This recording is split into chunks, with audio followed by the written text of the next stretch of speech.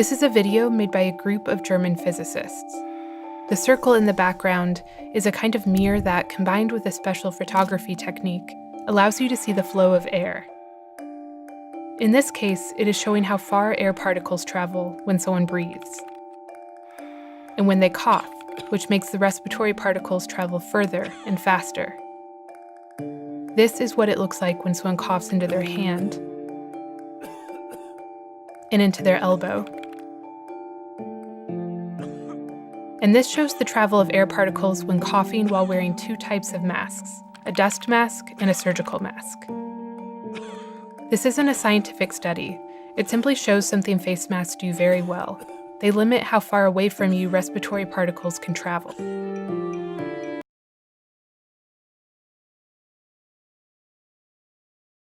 Here's where the experts agree. If you are sick and you leave the house, you should wear a face mask because it keeps your germs in. Most of the uncertainty around masks is related to a separate question, whether healthy people should wear them too. Right away, though, that distinction between sick with COVID-19 and healthy is more complicated than it sounds. People who catch COVID-19 don't feel symptoms for 5 to 6 days on average, and even up to 14 days, but are contagious before that.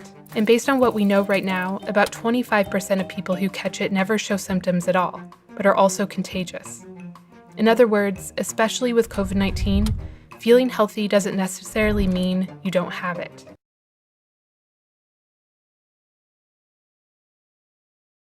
But let's say you definitely 100% do not have the virus. The first thing you need to know is that no mask can actually guarantee that you won't get it. Instead, the best way to think about face masks is as part of a larger set of protective measures, along with social distancing and hand washing. Used together, they don't protect you completely, but they dramatically lower your odds of infection. To understand how that works, let's look at the two ways COVID-19 is transmitted. One way is by touching an infected surface and then touching your face. This is called fomite transmission. And frequent hand washing is the best defense against this. But wearing face masks correctly can play a role too. The second way someone's respiratory particles can reach you is directly, like this.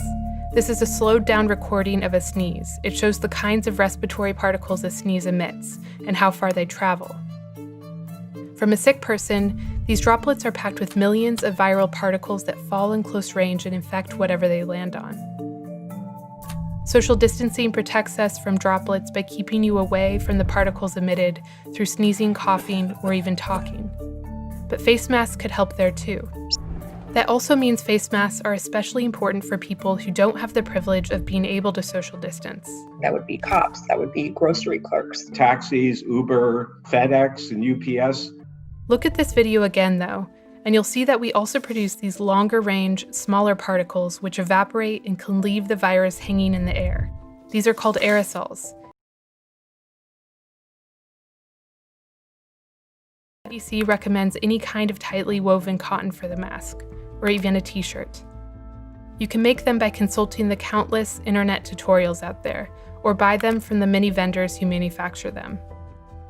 But they only work if you wear them correctly. So face masks highlight something important in the fight against COVID-19, that it isn't always about protecting yourself. It's about protecting the people around you. And if everyone is doing it, we all protect each other.